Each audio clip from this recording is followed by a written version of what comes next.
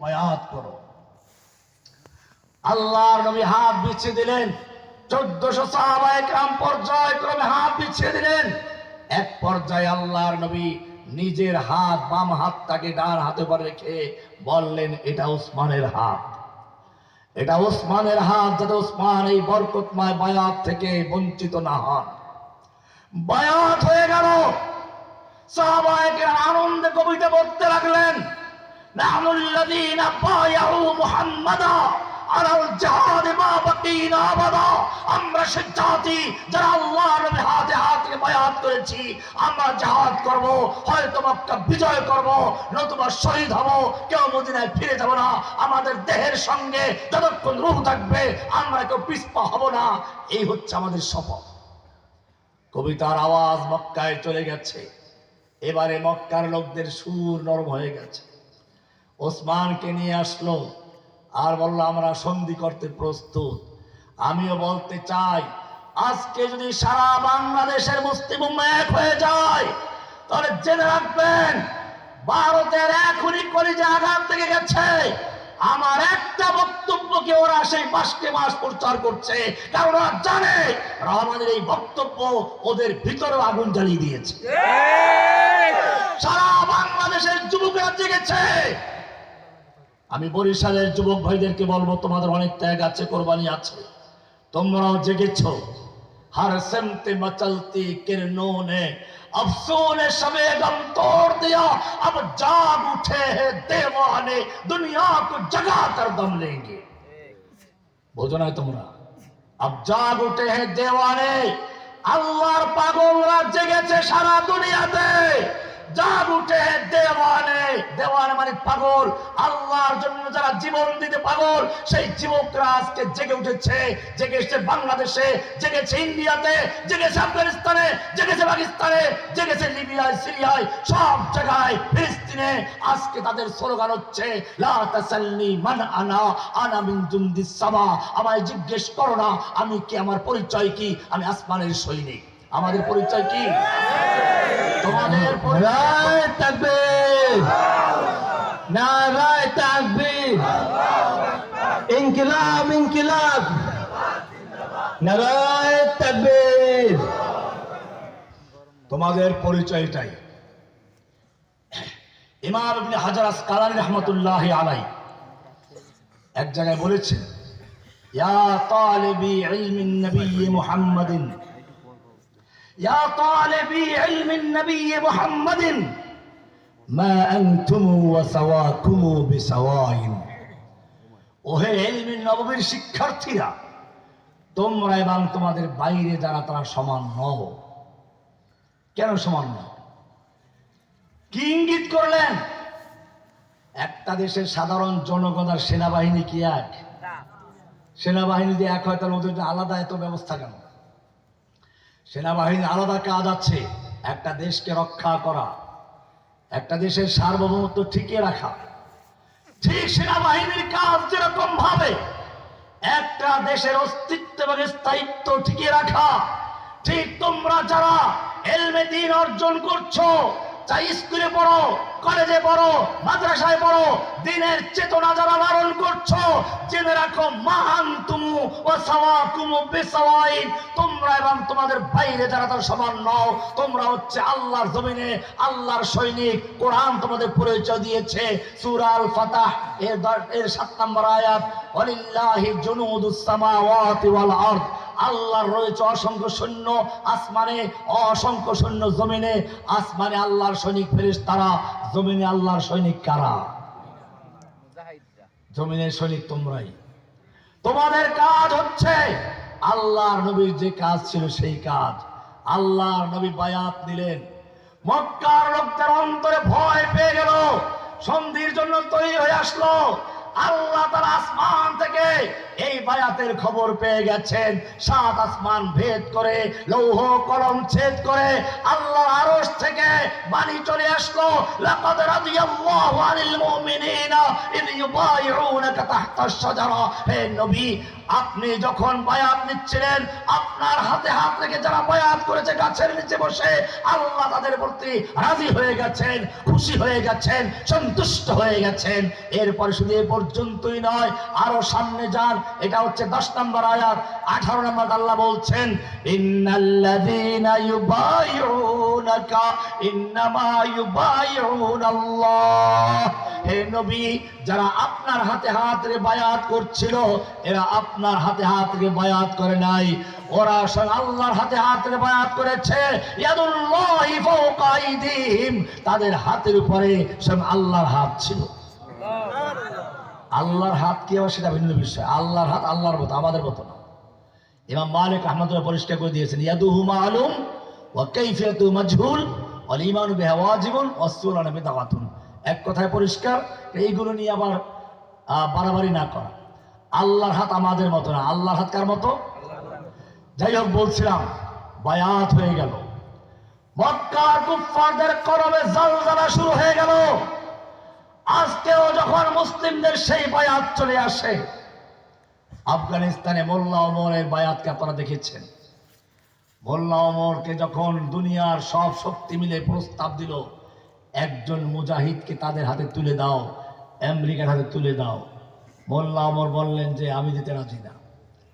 আমি নাম বলবো না, কিন্তু পাকিস্তানের সবচেয়ে বড় আলেম যারা তারাও গেলেন, মোল্লা ওমরকে গিয়ে বললেন একটা ইমারতে ইসলামে ধ্বংস হয়ে যাবে একটা লোকের জন্য, এটা কেমন কথা?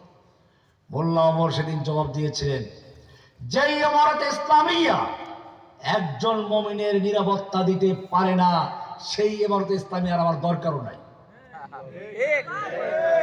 ইমারতে ইসলামিয়া তখন হাতছাড়া হয়েছে ঠিকই, কিন্তু আল্লাহ সুবহানাহু ওয়া তাআলা দীর্ঘ 20 বছর পর্যন্ত যুদ্ধের মাধ্যমে, কাজের মাধ্যমে, ত্যাগের মাধ্যমে আবার সেই খেলাফতে ইসলামে ইমারতে ইসলামিয়াকে ফেরত দিয়েছেন।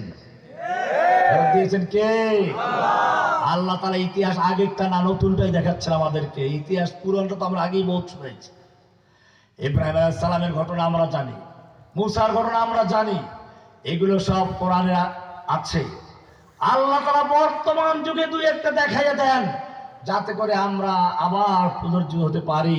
সেজন্য আমি তোমাদের অনেক লম্বা কথা বলে ফেলেছি, যেহেতু অনেক রাত্রে এসেছি। একটা হচ্ছে এই প্রথম কাজ হচ্ছে গোসাউন কা গোসাই সাইল না হওয়া যাবে না। আমাদের সম্পর্ক করতে হবে কার সাথে? আমাদের সুপার পাওয়ার কে? আল্লাহ হচ্ছেন আমাদের সুপার পাওয়ার, বাকি সব সেফের পাওয়ার। সেফের মানে হলে যারা বাংলা বার তারা তো বুঝবো না, শূন্য, জিরো। এরপরে দ্বিতীয় যে বিষয়টা বললাম সেটা হচ্ছে ইস্তেকামাত, দ্বীনের উপর অটল থাকা, নিজের আদর্শ অটল থাকা। এইভাবে এক গণতন্ত্র, সমাজতন্ত্র, রাজতন্ত্র এগুলোর দিকে ঝুঁকে না পড়া। আবু বকর সিদ্দিক রাদিয়াল্লাহু তাআলা আনহু, দেখুন আল্লাহর নবীর বন্ধু, ইসলামের দাওয়াত দিলেন, কবুল করলেন। আবু জাহেল সবসময় খোঁচাইতো। একদিন সকালবেলা বলে, মুহাম্মদ সাল্লাল্লাহু আলাইহি ওয়াসাল্লাম আজকে কি নতুন কোনো খবর আছে? বলে আছে। কি খবর? এই রাত্রে আমি এখান থেকে বাইতুল মুকাদ্দাস, সেখান থেকে সিদরাতুল মুনতাহা পর্যন্ত চলে গেছি, মেরাজ হয়েছে। আবু জাহেল তো বলে পাইছে এইবার। প্রথমে সে অট্টহাসি হাসলো, পরে বল আচ্ছা ঠিক আছে, তুমি এই গল্পটাকে আমাকেই বলেছ না অন্য কাউকে বলবা? ওরা সবাই কি বলবো, তুমি তো বর্ষা, আমি আসতেছি। সে মনে করলো যে আজকে আবু বকরকে ভাগাইতে পারবো, বিশ্বাস করতে পারবো যে সে যার সাথে চলে সে পারবো। সকালবেলা গিয়ে আবু বকরের দরজায় নক করল, আবু বকর জানো তুমি যে এই লোকের সঙ্গে চলো, আমি কতদিন বলেছি সে একটা আস্ত পাগল, কোনো প্রমাণ দিতে পারে না, আজকে প্রমাণ আছে। কি প্রমাণ? সে বলে এই এক রাস্তা এখান থেকে বাইতুল মুকাদ্দাস, সেখান থেকে 7 আসমান ভেদ করে একেবারে সিদরাতুল মুনতাহা পর্যন্ত চলে গেছে। ওই আকাশের অংশ বাদ দিলাম, জমিনের অংশ কি বিশ্বাস করা যায়? দেখুন আবু বকর রাদিয়াল্লাহু তাআলা জিজ্ঞেস করলেন, আমার রাসূল কি এটা বলেছেন? ও আবু জাহেল মনে করে ঠিক আছে, কাজে লাগছে, এবার বিশ্বাস করবে না। বলে আরে তোমার কাছেও বলবে, সেজন্য বসিয়ে রেখেছি। এবার আবু বকর কি বললেন শুনুন, এই কথাগুলো বলি আমি শেষ করে 4টে কথা বলবো ইনশাআল্লাহ। আবু বকর রাদিয়াল্লাহু তাআলা বললেন, রাসূলুল্লাহ সাল্লাল্লাহু আলাইহি ওয়াসাল্লাম যদি সত্যি বলে থাকেন আমি বিশ্বাস করি তিনি এই রাতে মেরাজ করেছেন। একটা।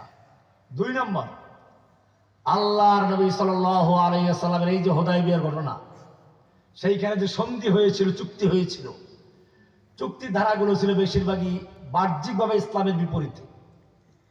ওমর রাদিয়াল্লাহু তাআলা আনহু আল্লাহর নবীর কাছে গেলেন, আলাস্তানতা রাসূলুল্লাহ, হাদিস করে দেখবেন, আপনি কি আল্লাহর রাসূল নন? আল্লাহ রাসূল বলেন, অবশ্যই আমি আল্লাহর রাসূল। আমাদের কোরআন কি সত্য নয়? অবশ্যই সত্য। আমরা যদি যুদ্ধ করে মারা যাই আমরা কি শহীদ নই? আমরা কি জান্নাতি নই? অবশ্যই। তাহলে কেন আমরা এই অপমানজনক শর্ত মেনে চুক্তি করতে যাচ্ছি? আল্লাহর রাসূল উত্তর দিলেন, আনা রাসূলুল্লাহ, আমি আল্লাহর রাসূল, আমি আল্লাহর রাসূল। এর উপর কি বলা যায়? কিন্তু ওনার মন ভরে নাই। চলে গেলেন আবু বকরের কাছে। আবু বকর, আলাইসা হুয়া রাসূলুল্লাহ, ওই যে তিনি, সে কি আল্লাহর রাসূল নয়? আবু বকর বলল, অবশ্যই আল্লাহর রাসূল। আমাদের কোরআন কি সত্য নয়? বলে, অবশ্যই সত্য। আমাদের দিন কি সত্য? অবশ্যই সত্য। আমরা যদি যুদ্ধ করে আল্লাহ রাস্তায় শহীদ হয়ে যাই আমরা কি জান্নাতে যাব না? অবশ্যই যাব। তাহলে কেন আমরা এই অপমানজনক শর্ত মেনে নিচ্ছি? আবু বকর কি বললেন? হুয়া রাসূলুল্লাহ, তিনি আল্লাহর রাসূল, তিনি আল্লাহর রাসূল। শেষ। তিন নম্বর, আল্লাহর নবীর মৃত্যুর পরে যখন একদল লোক যাকাত দিতে অস্বীকার করল, একদল লোক মুরতাদ হয়ে গেল, একদল লোক নতুন নবীর উম্মত হতে লাগলো, রোম পারস্যের সম্রাট হামলা করার প্রস্তুতি নিতে লাগলো, চতুর্মুখী ফিতনা। এই সময় যারা যাকাত দিতে অস্বীকার করেছে তাদের ব্যাপারে অনেকের পরামর্শ ছিল যে খবরদার এদের সাথে যুদ্ধ করা দরকার নাই, এরা তো ইসলাম ত্যাগ করে নাই। ওমরের মতো লোক এই কথাই বলেছেন, এরা তো ইসলাম ত্যাগ করে নাই। ওমর রাদিয়াল্লাহু তাআলা আনহুকে ধমক দিলেন আবু বকর, ওমর জাহিলি যুগে তো সিংহের মতো গর্জে উঠতে, ইসলাম কবুল করে শিয়াল হয়ে গেছে। জেনে রাখো, আল্লাহর নবীর যুগে যে ব্যক্তি একটা বকরি বাচ্চা যাকাত দিত অথবা একটা উটের সঙ্গে তার রসিদা দিত, আজকে যদি সেটা দিয়ে অস্বীকার করে আমি তার সাথে যুদ্ধ করবো। দিনের সামান্য ক্ষতি হবে, আর আমি আবু বকর জীবিত থাকবো তা হতে পারে না। আল্লাহর কসমে তার সাথে যুদ্ধ করবো। এক হুঙ্কারে যারা যাকাত দিতে অস্বীকার তারাও যাকাত দেওয়া শুরু করলো, অন্যরা সব ঠিক হয়ে গেল। বিষয়টা ছিল এই, এখানে আবু বকর সিদ্দিক রাদিয়াল্লাহু তাআলা আনহু কিভাবে অটল ছিলেন। মাওকিফ। 4 নম্বর, আল্লাহর নবীর মৃত্যুর পরে সাহাবায়ে কেরামদের মধ্যে একটা বিভ্রান্তি দেখা যায়, নবীর মৃত্যু তারা দেখে নাই।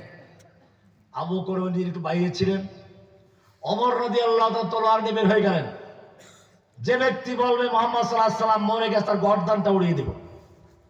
এতে যারা বাস্তব ঘটনা জানতো তারা চুপ রইল, যারা জানতো না তারা বিভ্রান্তির মধ্যে রইল। সবাই অপেক্ষা করে আবু বকর আসুক।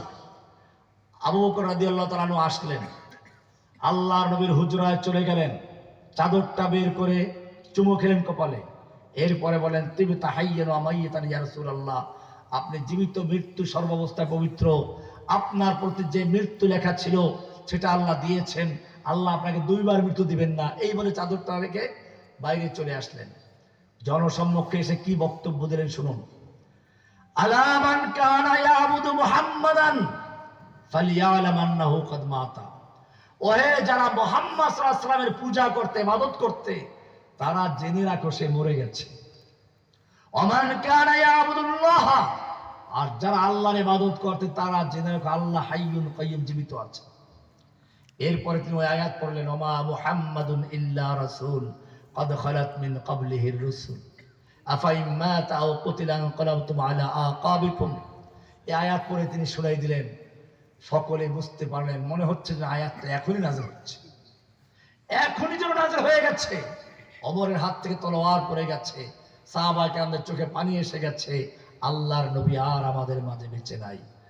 আমার বলার উদ্দেশ্য হচ্ছে এই কয়টা ঘটনা দিয়ে একজন আবু বকরকে যদি আমরা দেখি কি অটল ছিলেন, তার মাওকিফ একজন মুসলিমের চরিত্র এটাই হতে হবে।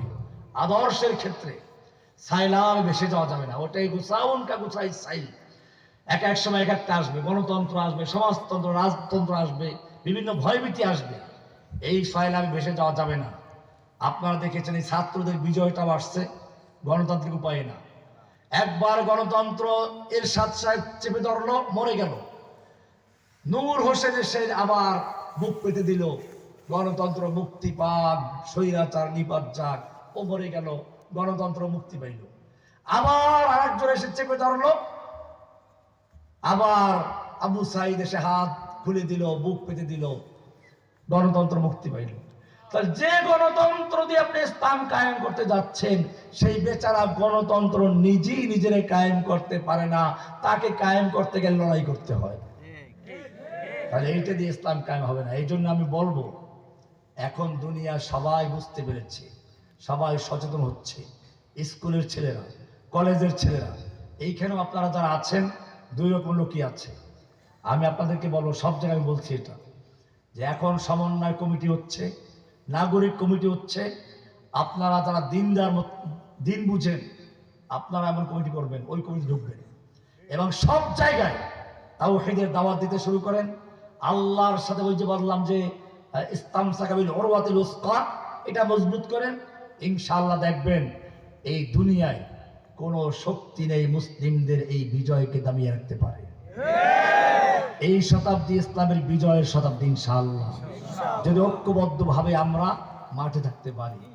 আল্লাহ সুবহানাহু ওয়া তাআলা আমাদের সকলকে বিষয়গুলিকে বুঝার এবং আমল করার তৌফিক দান করুন। আমিন। আপনারা অনেক কষ্ট করেছেন, আসলে আপনাদের মহাব্বত